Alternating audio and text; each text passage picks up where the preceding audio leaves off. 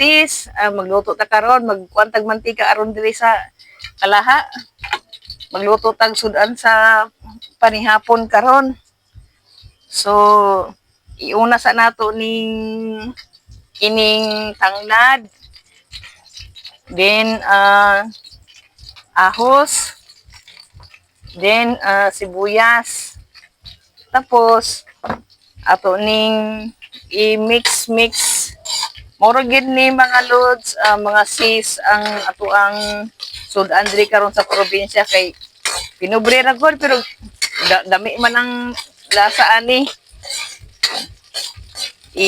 Uso man gud diri sa amuha ang ulan-ulan nya. Tugnaw kaayo diri sa amuang probinsya. Mga lods, sisi, kamuday diha, kumusta naman mo? May gabi di ay. Kani. Then, ato ilunod ang luya. So, i-mix na po nato para ang ilahang mga lami magsabay-sabay gyud nya. Moro gyud ato ang sudan karon ba kay ang pinobre wa pamantay kuan ani god. Di pamanta maka ilunod na nato ang karne nga baka. Gamay ra gud ni kayo mga lods.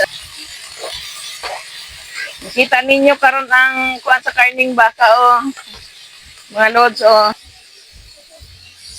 So karon mga lods, mga sis mag-add ta og gamay nga asin. So sinabawon lang gyud og ginagmay kay ing ulan man diri sa amo aron. Tugnaw kayo diri ba nya. Gamay lang gyud nga sinabaw nga kuan.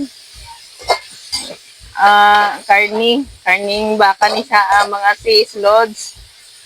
So, humot na gid siya then mag-add ta og gamayng tubig kay para pahumukon nato ang karning baka.